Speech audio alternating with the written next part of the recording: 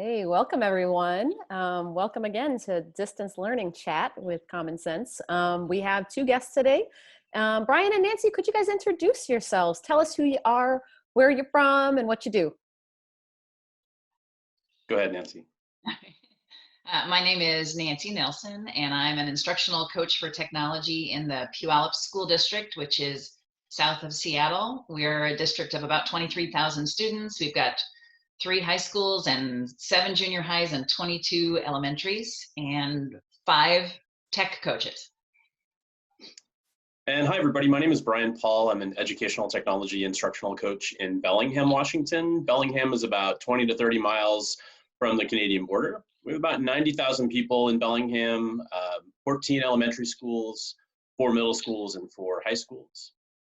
And we just passed a tech levy 4 years ago that put an educational technology coach in every one of our buildings.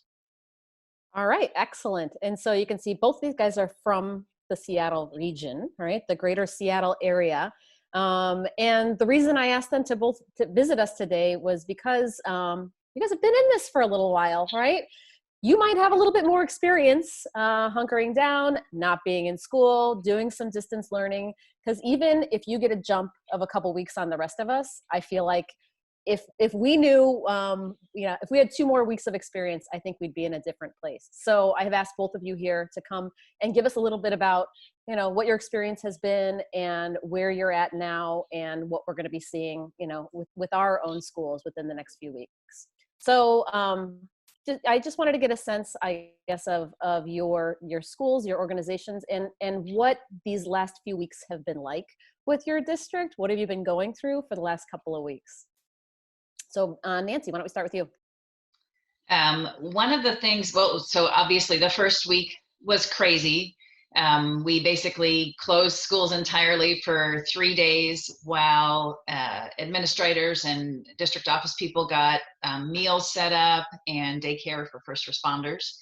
And then the teachers came back after that 3-day closure and reached out to all of their students with a survey, first of all, how are you doing? But then finding out what resources they had and what the best way to contact them would be. And then they started trying to teach, and that first week, as I'm sure most people experienced, was basically chaos as people were, pulling things out of everywhere and trying to figure out what's going on. But we, during the 3 days of closure, put together a whole bunch of online PD, which the teachers then began that first week, giving them background information on the tools that we already had in place that some of them were using, but lots of them weren't. And so they went through all these PD modules and got trained on what was available to them so that they did have the tools to really get started. At this point, I think I reached out to a few people before this talk to see what they were feeling. And one of the questions I asked was, do you have a plan for the rest of the year? And every single teacher I asked of the 15 that I reached out to said, yep, I've got a plan. I know what I'm going to do. So we're past the panic stage, which I think is reassuring for people who are still panicking. Absolutely. And Brian, what have your priorities been? What have you been doing for the last few weeks? Yeah, so we took the first week. So the call from the state came out on a Friday, and we really just took that first week to establish some district priorities and to try to figure out what our plan was. And the district priorities were really around people. That's been the message consistently from the time this started for us, is people first. And so trying to figure out food and childcare for first responders and for essential workers, those kinds of things. And then health and safety was a third priority. And then continuing teaching and learning as best we can was identified as our fourth priority. So we took that first week to try to, figure out what it was that we were going to do and how we were going to move forward. And during that time, teachers were using, at elementary, we're using Seesaw just to connect with families and try to ask some of those questions about needs, as well as email. And then at secondary, our folks use Teams and OneNote as a primary digital platform. So we're one-to-one grades 6 through 12. And then elementary schools were one-to-one 3 through 5, but it's not a take-home model at elementary. And so all of our secondary students had devices, but we needed to figure out a way to get devices to our elementary, how best to do that. And so during that time, we also, met as a coach group to try to figure out what our staffs needed, what kind of training they needed, what our families needed, and then trying to move forward. And again, guidance from the state was really kind of take it easy in the beginning, renew, refresh, review learning. So that's been the message.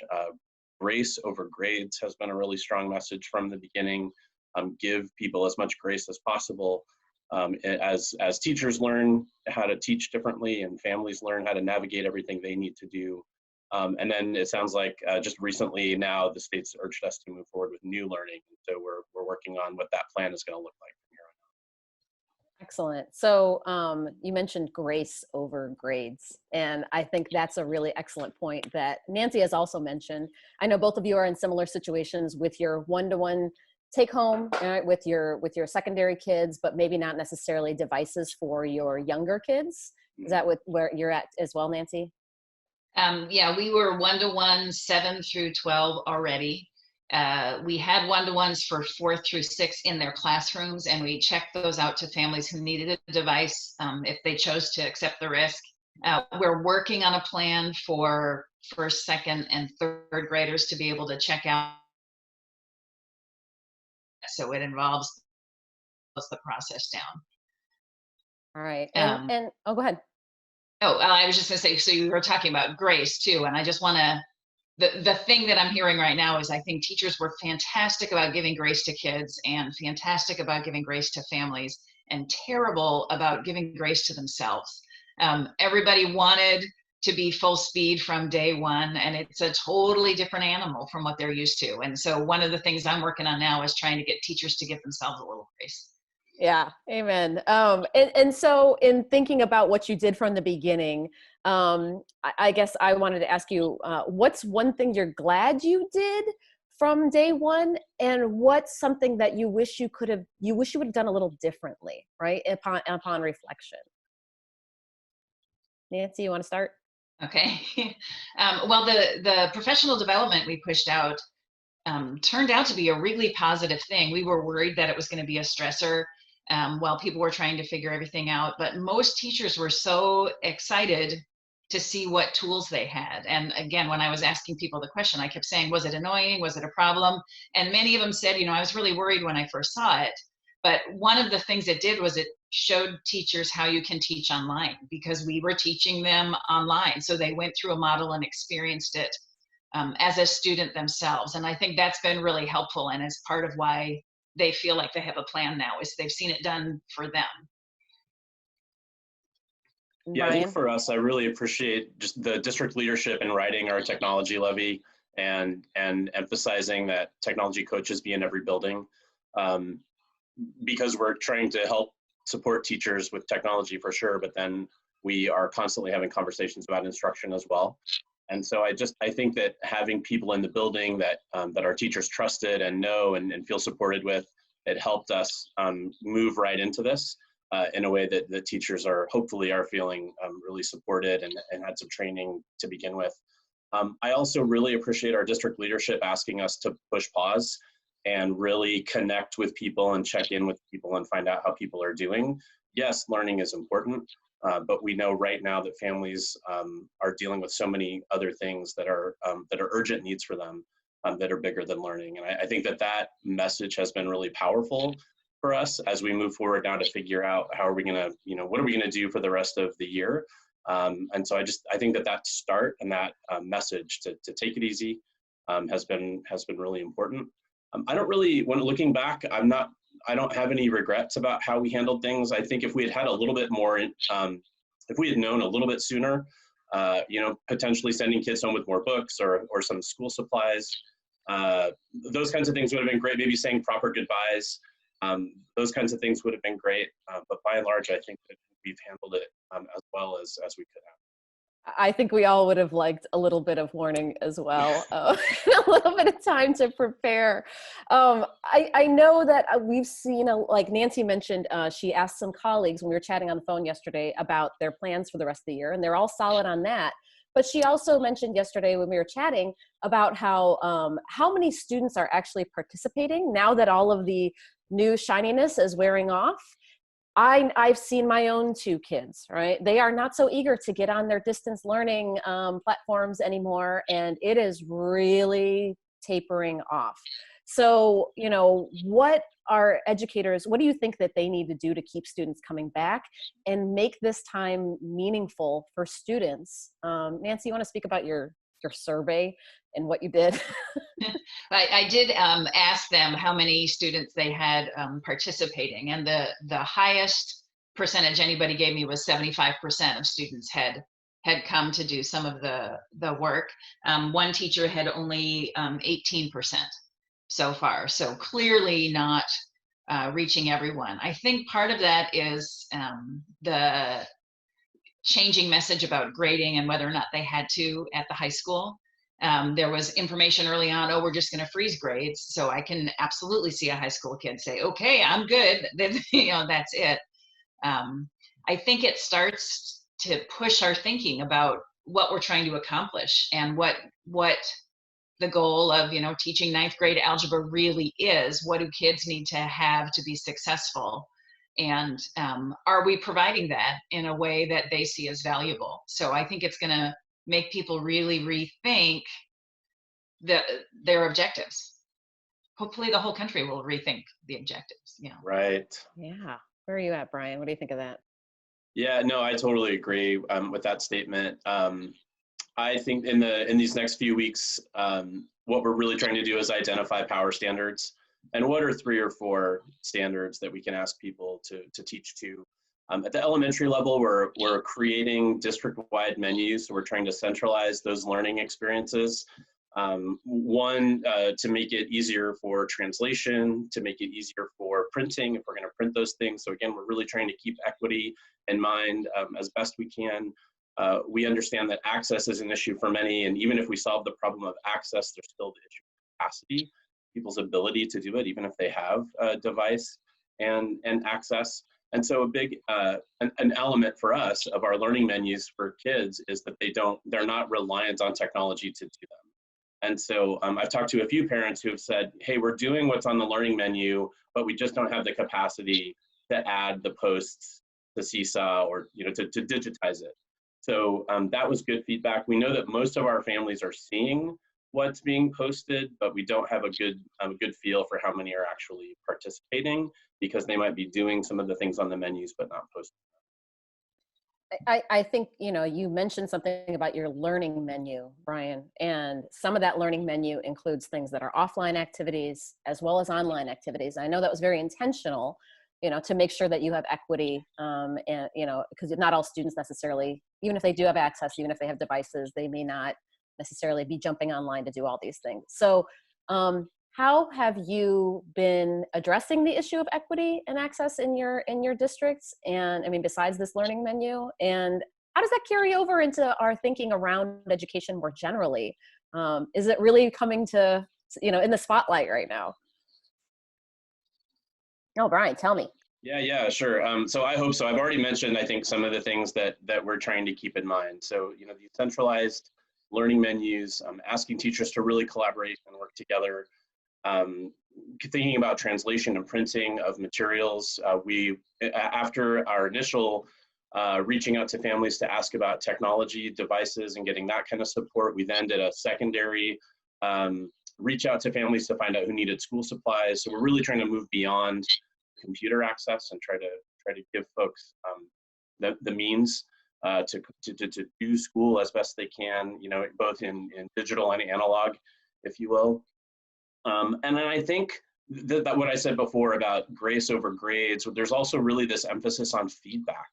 And instead of just assigning a grade or a score to something, how much more powerful is it for students if they're receiving authentic feedback, either from their peers or from teachers? And so that's one of the things that I appreciate, that I hope teachers take away from this, is the way that some of the technology platforms that we use allow for really easy feedback, either from peers or from teachers. I think all of those different things address equity in different ways. Nancy, you have any thoughts on that?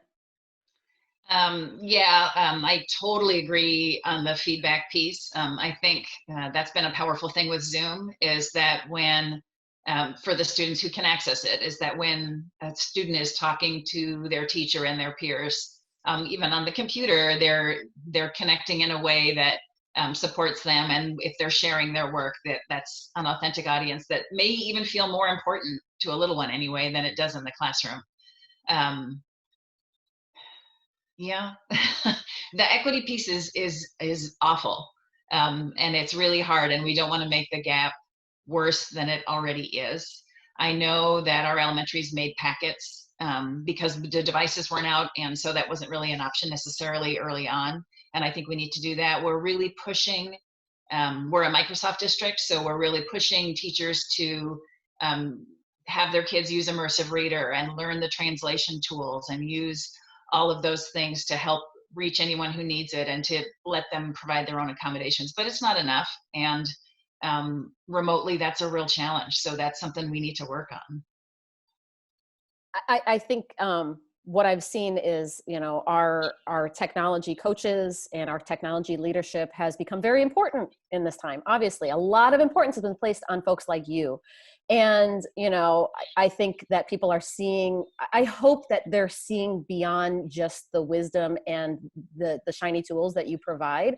I hope things like, like this idea of feedback and, these concepts of equity and what is actually meaningful and student-centered in the lives of your kids are really kind of shining through in this time. And I guess as we think about the future, I'm hoping that these lessons, even if we all went back to school next week, all right, I'm hoping that some of these concepts, even if you have a captive audience in a classroom, some of these ideas will still shine through, and people will realize that, having students at the center, doing meaningful work, it is going to be really important. And that's, I hope it shifts our education system in some way, right? So can you speak a little bit about what do you hope we take back with us, if we do eventually make it back to a classroom? What are you hoping for the future? I think that you just said it really well. I think we talk about comparing 20th century education to 21st century education, and I think 20th century education was all about compliance. And we still see a lot of compliant types of things in classrooms, but we're moving slowly away from those kinds of things. And if 20th century was about compliance, I hope that 21st century is really about authenticity and meaning. And I see some of that happening now that I'm excited about. I also, the ways that teachers are connecting with students and families. Zaretta Hammond in Culturally Responsive Teaching in the Brain talks about relationships as, as being key. You can't stay there, right? You have to move, you have to build that relationship and then use that to give students rigor. But just the quality, the depth of the relationships that I see happening right now, that's something that I hope doesn't get lost as we move forward. All right, Nancy, your final thoughts on that as we kind of close out in our last couple of minutes. Yeah, the one piece that Brian didn't touch on is that I think people will rethink grading and what does a grade actually mean and what kind of feedback do we really need to give kids in a way that's going to motivate them, that we're not just trying to get them to memorize a bunch of stuff. We want them to have these skills, and a letter grade doesn't summarize what we're expecting and hoping for. So how can we communicate better? What kind of feedback would be appropriate? I know. So I'm hoping that all of these great ideas that we talk about in education technology and all these concepts, these are really about students. And I hope that that shines through in this time. And I'm really hoping that people start listening to why we're bringing in this technology, because it's not about the tech. It's about making these kids have a good experience and really enjoy learning and taking that ownership of their own learning and their experience. So I hope that if anything comes out of this, it's, all our great ed tech leaders and our great education leaders are really able to shine and be listened to at this time. Thank you both so much for sharing your ideas and your concepts with us. We will post not only this video recording, but also links to your Twitter handles and some of the resources that you mentioned today. And these will all be available on our YouTube playlist. Clapping over here. Yes, I'm seeing lots of enthusiasm in the chat for a lot of the things that you said. I think this is a time, of opportunity. Not just chaos and scariness, but this is opportunity. So thank you for bringing your examples and all of your great leadership to our space. So thank you all. I don't even have time for questions. Do we have anything else that we need to do? you can ask a question or two. I did have some, so the voice of God here, just talking over everyone. This is Merv in the background. One of the questions that did come up was one, who led your guys' ramp up to training, to getting your educators kind of transitioning to distance learning? So that was one big question that came up. And then the other is just, how do you get parents comfortable with resources and tools that they've never had to use before? Like, what kind of specific things did you do to help support and alleviate that challenge? So the ramp up to our PD came from our instructional leadership department, and the superintendent, basically. But it was the 5 tech coaches, and then we also have 4 mentors who help our new teachers. And the 9 of us got together and said, okay, we think these are the 9 most important things people need to know right now. And we each built one and put it in Schoology so that everybody could get to it, and set up the classes so they could do that, and then trained administrators on how to see which teachers were doing which trainings. And we just rolled out round 2 of that PD today, and we'll put another round out mid-May. And most teachers are completing it and asking questions. We have online discussion boards where they can post questions, and then they email and everything too. So and what was the second question? Was parents. One of the things we found out, I think 2 days into having rolled that training out, was teachers wanted to use the stuff that they just got trained on right off, but they needed materials to train parents and students. So we started adding to those folders, and here's a 1-pager you can send to parents, and here's directions to give a kid, and here's some troubleshooting tips. So that was something we added to the training as it rolled out. Yeah, like Nancy, I'm part of an incredible team. I'm one person of probably 14 or 15 coaches in the district that just rolled up their sleeves and got to work and trying to figure out both what our teachers need, what kids need, and then how to support our families. And so there have been a lot of screencasts. There have been several Zoom and Teams, Microsoft Teams meetings. We're doing office hours via Teams to try to meet with teachers sort of on a ongoing, as you need us kind of basis. So all those things have been in place since the beginning. If you have any of those, maybe your parent 1-pagers or any of that stuff, we'd also like to be able to link to that as examples so that other folks can see what you're providing to your parents, or anything else you want to share from your district. We'll put that in there as well.